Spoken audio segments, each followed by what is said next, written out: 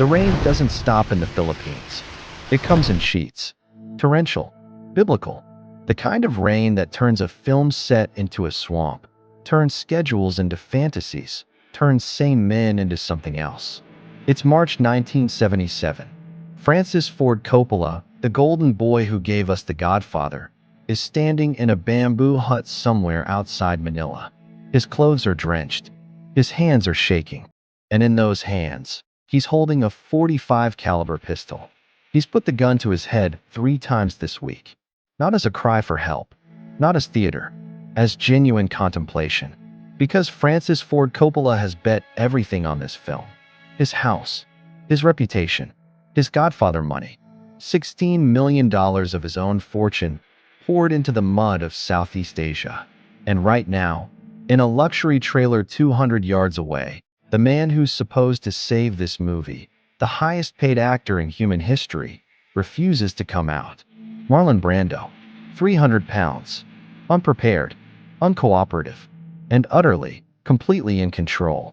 This is the story of how one man held an entire production hostage, how chaos became art, how a near disaster became one of the greatest films ever made. This is the story of the day Marlon Brando went to war and won. To understand what happened in that jungle, you have to understand what Marlon Brando was in 1976. Not who he had been, what he was. He'd been the greatest actor of his generation. Revolutionary. The man who taught Hollywood how to feel on camera. Method acting. Raw emotion. Brando didn't play characters, he became them. But by the mid-70s, Brando was a recluse. Bitter. Massively overweight. Living on his private island in Tahiti. Eating himself into oblivion. Nursing grudges against a business he claimed to despise. He'd stopped caring about acting. Stopped caring about scripts. He showed up for paychecks, read lines off cue cards, and collected his money. The artist was dead. But the legend? The legend could still sell tickets. Francis Ford Coppola knew this. He also knew he was in trouble. It's 1976. Apocalypse Now is already a disaster, and they haven't even started filming the ending. Harvey Keitel was fired. Martin Sheen had a heart attack. Typhoons destroyed the sets. The budget exploded. Coppola needed someone with weight. Not physical, but cultural. Someone whose presence alone would justify the madness. Someone who could play Colonel Kurtz, the rogue Green Beret who's gone native in Cambodia, set himself up as a god, and gone completely insane. He needed Marlon Brando. And Marlon Brando knew exactly how desperate Coppola was. The negotiation was simple. $3,500,000. For 3 weeks of work. In 1976 dollars, that's roughly $17 million today. For 3 weeks. It was the highest acting fee in history. More than any star had ever commanded for anything. But there were conditions. Coppola needed Brando to prepare. To read Heart of Darkness, the Joseph Conrad novel the film was based on. To lose weight. To become Kurtz. Brando agreed. Of course he agreed. Marlon Brando was a lot of things. But he was never stupid. He knew Coppola couldn't afford to fire him. He knew the production was bleeding money. He knew he had all the leverage. So he signed the contract. Promised to lose 50 pounds. Promised to read the book. Promised to show up ready. And then he went back to Tahiti, ate another sandwich, and didn't think about it again.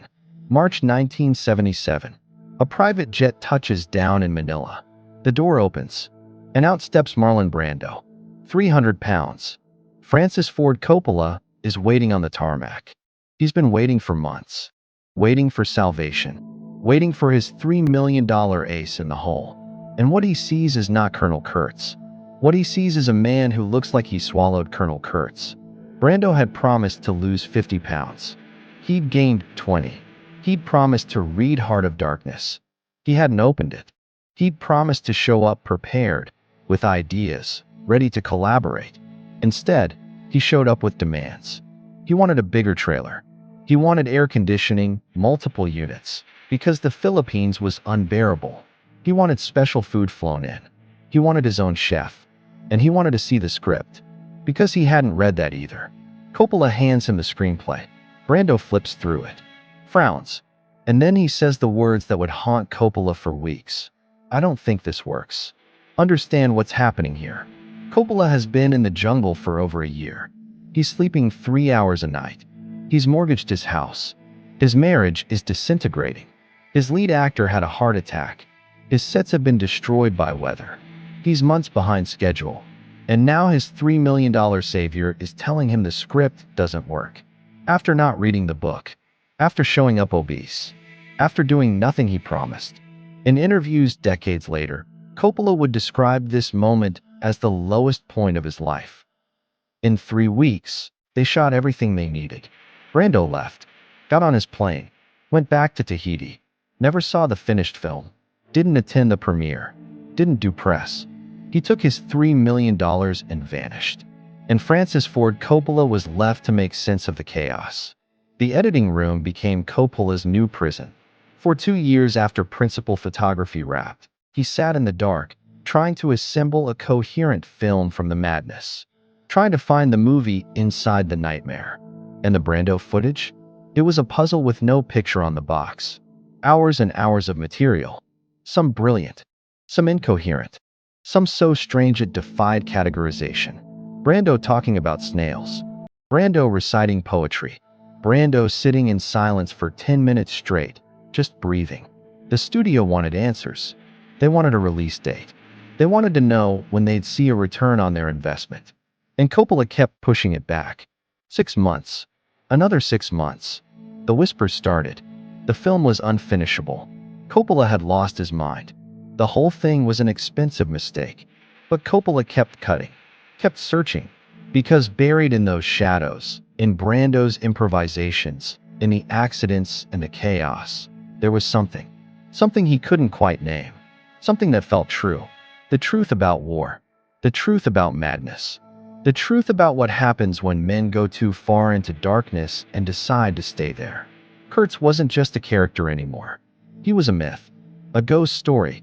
And Brando, with all his chaos and his weight and his refusal to cooperate, had somehow become the perfect embodiment of that myth.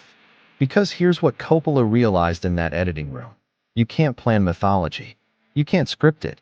You can only create the conditions for it to emerge. And sometimes, those conditions are a 300-pound actor who won't read the book, a jungle that won't stop raining, and a director who's mortgaged his soul. The film premiered at Cannes in 1979, 2 years late, massively over budget. Unfinished, according to Coppola. He told the audience that the film had no ending, because there is no ending to war, to madness, to the journey into darkness. The critics didn't know what to make of it. Some called it a masterpiece. Some called it a beautiful mess. Some called it the most important war film ever made. Some called it unwatchable. But everyone talked about Brando. Those shadows. That voice. Those eyes emerging from darkness. The bald head. The whispered monologues. The horror. The horror. It became iconic immediately. Not despite the chaos, but because of it. Because the chaos was authentic. The madness on screen reflected the madness behind the camera.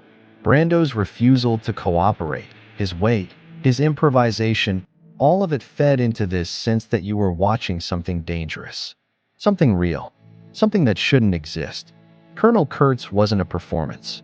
It was a documentation of Marlon Brando's own descent. His own refusal to play by the rules. His own grotesque transformation from artist to myth. And the audience felt it. They didn't understand it, necessarily. But they felt it. This is what separates Apocalypse Now from every other war film. It's not about war. It's about the making of itself. The journey upriver mirrors the journey of the production. The deeper Willard goes into Cambodia, the deeper Coppola went into madness. And at the end of both journeys sits Kurtz. Sits Brando. Loaded. Dangerous. Speaking in riddles. Refusing to give you what you came for. There's a story Coppola tells.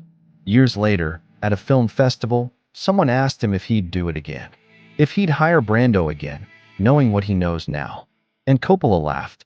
A bitter, knowing laugh. And he said, "I didn't hire Marlon Brando. Marlon Brando hired me. He hired all of us. To document his final transformation. From actor to god. Because that's what Kurtz is, isn't it? A man who went into the jungle and declared himself a deity, who bent reality to his will, who made his own rules, who destroyed everything around him in service of some vision only he could see. Sound familiar? Brando didn't play Kurtz. He was Kurtz, and the film's set was his temple. And Coppola and the crew and the production and the money and the schedules were all just sacrifices at his altar. He showed up unprepared because preparation is submission. He threw away the script because scripts are control. He hid in shadows because gods don't need to be fully seen. He improvised because improvisation is power. And in doing so, in being the most difficult, most unprofessional, most selfish collaborator imaginable, he created something that couldn't have been created any other way. You can't direct that. You can't write that. You can only survive it. And hope your camera is rolling when it happens. The film won the Palme d'Or at Cannes. It was nominated for 8 Academy Awards. It's now considered one of the greatest films ever made. It launched 1,000 film school essays. It redefined what films could be, what cinema could be. And at the center of it all, in the shadows, whispering about horror, is Marlon Brando. Who never saw it? Who didn't care? Who took his money and disappeared? Because he'd already won. He always wins. The Mad King doesn't care about your kingdoms. He just burns them down and moves on. There's a final piece to this story. A coda. Years later, in the early 2000s, Coppola released Redux, an extended cut of Apocalypse Now with nearly an hour of additional footage. Scenes that had been cut, subplots that were abandoned, and more Brando. So much more Brando. Scenes of him reading poetry, talking about his son, discussing philosophy with Martin Sheen's character. Most of it is strange. Some of it is brilliant. All of it is Brando, unfiltered, doing whatever he wanted. And you know what?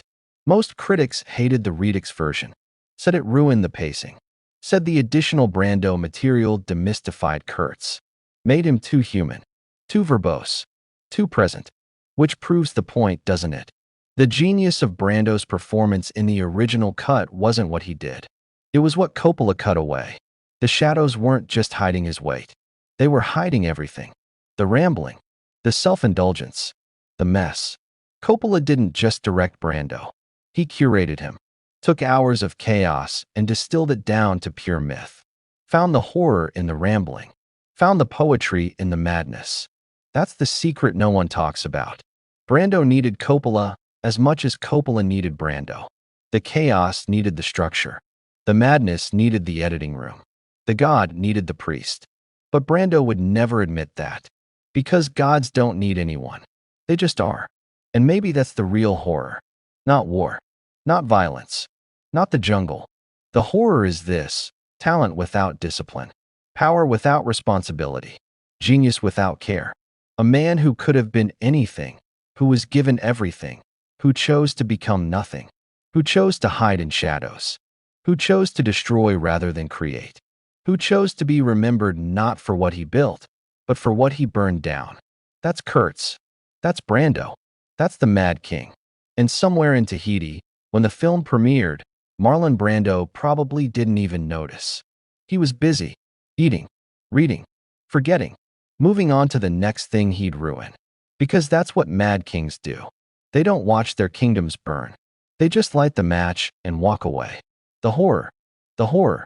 Those words mean something different now, don't they? They're not about war. They're about Brando himself. Looking in the mirror, seeing what he'd become, and whispering it like a confession. Or maybe a warning. This is what happens when you give a genius everything he wants. This is what happens when talent meets total freedom. This is what happens when the inmates run the asylum. You get Apocalypse Now. You get a masterpiece. You get a nightmare. You get art that shouldn't exist. And you get Marlon Brando, 300 pounds, sitting in shadow, improvising his way into immortality. Francis Ford Coppola almost died making this film. Almost lost everything. Almost ate a bullet in a bamboo hut in the Philippines. But he got his masterpiece. He got his myth. He got the one thing every artist wants, a film that will outlive him, that will be studied and debated and watched for generations. And all it cost was his sanity, Is fortune and 3 weeks with the Mad King? Was it worth it? Ask Coppola on a good day, and he'll say yes. Ask him on a bad day, and he'll just stare at you. That same thousand-yard stare Willard has at the end of the film. The stare of a man who's been upriver, who's met Kurtz, who's seen the horror, and survived. Barely. Because that's the thing about dealing with Mad Kings. You don't win. You just survive. And if you're lucky, if you're smart, if you're ruthless enough, you turn that survival into art. And maybe, just maybe, that art becomes eternal. That's the legacy of Marlon Brando and Apocalypse Now. Not a lesson, not a blueprint, just a warning shot across the bow of cinema. This is what's possible. This is what genius looks like. This is what happens when you dance with the devil in the darkness. Sometimes you get burned. Sometimes you create fire. And sometimes, if you're very lucky and very cursed, you get both. The horror,